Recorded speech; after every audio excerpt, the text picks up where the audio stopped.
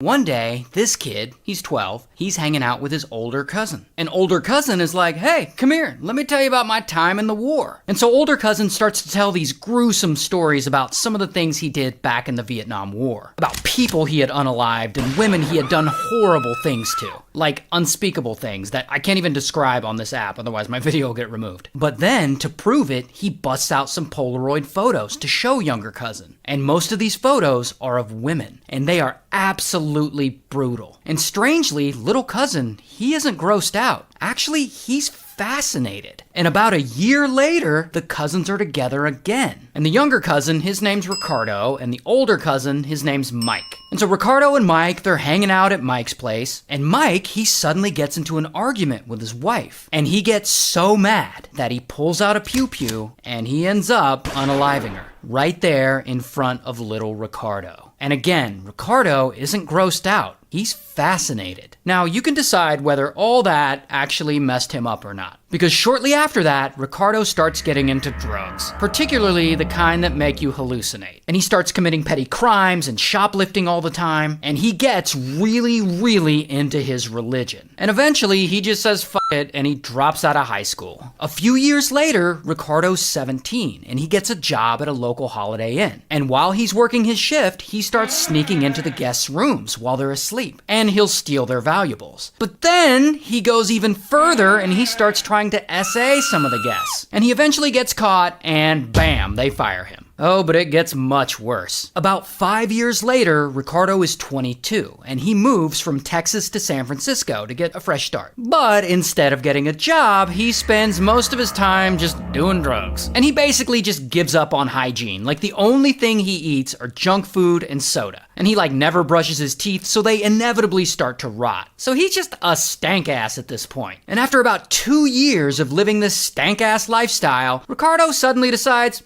you know what? I'm gonna start murdering people. Sounds like fun. And then one day, while he's out in the neighborhood, Ricardo spots a girl. And she's 9, and the girl has lost a dollar bill, and she's out looking for it. And so Ricardo approaches her, and he's like, hey, I know where your dollar bill is. I can show you. Follow me. And so she follows him into the basement of the hotel where he's living. And there, he does horrible things to her, and he eventually unalives her. Oh, but he doesn't stop there. 3 months later, he moves to Los Angeles. And there, he gets a room in a hotel on Skid Row, and he starts doing a lot more drugs. And one night, he starts stalking this 79-year-old woman who lives in the suburbs. And he breaks into her house, and then he essays her, and he unalives her with a knife. Then, he just steals all her money and her expensive jewelry. 9 months later, he strikes again. One night, he hides in this woman's garage, and he waits for her to get home. And when she finally does, he suddenly steps out, and he pulls out a pew-pew, and bang, he unalives her. Then he goes into her house, and he sees the woman's roommate, and bang, he unalives her too. Then, about an hour later, he's at a local park, and he spots a random woman sitting in her car. And he suddenly grabs her, and he drags her out of it, and then he pulls out his pew-pew, and he unalives her as well. And yeah, it just keeps getting worse. Because 10 days later, Ricardo breaks into a house at night, and he shoots a man while he's sleeping. And then the man's wife wakes up, and she tries to fight back. And so Ricardo shoots her too, and then he unalives her with a knife. Then he steals her eyes, and he puts them in a jewelry box to take with him as a souvenir. And so Ricardo just continues on this streak of murder and SA, and he unalives at least 5 more women and 5 more couples. Usually he'll break into their home at night, execute them, and then he'll draw religious symbols at the scene of the crime. Now at this point, police are looking at this string of attacks, and they're starting to think, there might be a serial killer on the loose here. So they start investigating. But as of now, they don't have much. They have some descriptions of him, they have some sort of fingerprints, and they have some shoe prints they found at some of the crime scenes. But interestingly enough, Ricardo's shoe print is unique. There had only been 1 pair of that brand of sneakers sold in Los Angeles in his size. So maybe they're onto something. Meanwhile, the news media is reporting on all of this. And so stories about his string of murders are blowing up all over the news. And the media starts referring to him as the Night Stalker, which, to be fair, is a much cooler name than his stank ass deserves. But with all this news coverage, Ricardo is starting to feel the heat. And he doesn't want to get caught. So he leaves Los Angeles and he moves all the way back to San Francisco. And there, in San Francisco, like the first thing he does, he breaks into a couple's home and he unalives them and he draws another religious symbol on the wall. And so police, they investigate this and they're like, oh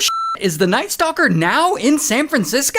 Now the mayor of San Francisco, Mayor Dianne Feinstein, she gets on TV and she holds a press conference. And she reveals that the police have identified the Night Stalker's shoes from all those shoe prints he left behind. And then she holds up a police sketch showing the world roughly what Ricardo looks like. And Ricardo, he sees this press conference on TV and he's like, oh snap, they're onto me. And he heads right over to the Golden Gate Bridge and he throws his shoes over into the water. So he'll never leave those shoe prints again and they'll never catch him that way. And then a few days later, he moves back to the Los Angeles area. And then one night, Ricardo drives a little bit south of that area and he tries to break into another family's home. But that fails. And then later, he breaks into a different couple's home. And then he shoots the husband and essays the wife before he arrogantly identifies himself to her. He says, tell them the Night Stalker was here. So then later, when that woman talks to police, she's able to give them a description of Ricardo. And police had also found a car he had stolen with one of his whole ass fingerprints in it. And from that fingerprint, police are finally able to use new technology to identify it and start piecing all this together.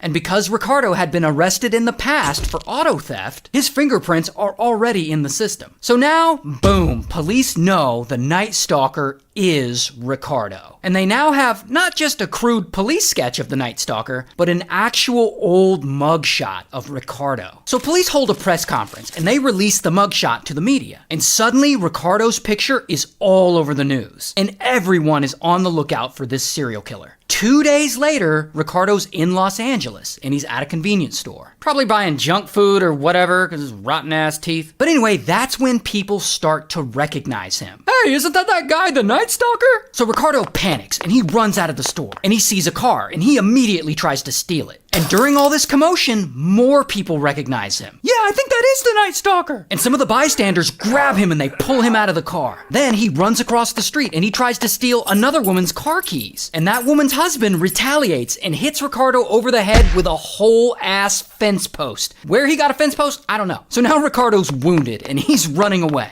And 10 citizens are chasing him down. And they finally catch him and they hold him down. And they beat the living shit out of him. I'm sure it was glorious. But then eventually, police show up. And then bam, they arrest him. Here's his mugshot. And they charge his stank ass with 13 counts of murder, 5 counts of attempted murder, 11 essays, and 14 burglaries. And he's found guilty of everything, and he's sentenced to death by gas chamber. Oh, but here's the craziest part. While he's on death row, he gets fans. And those fans start writing him and like visiting him in prison. And one of those fans he falls in love with and they get married. So this stank ass serial killer on death row somehow finds love and gets married. Why are you still single? Anyway, he later died of cancer.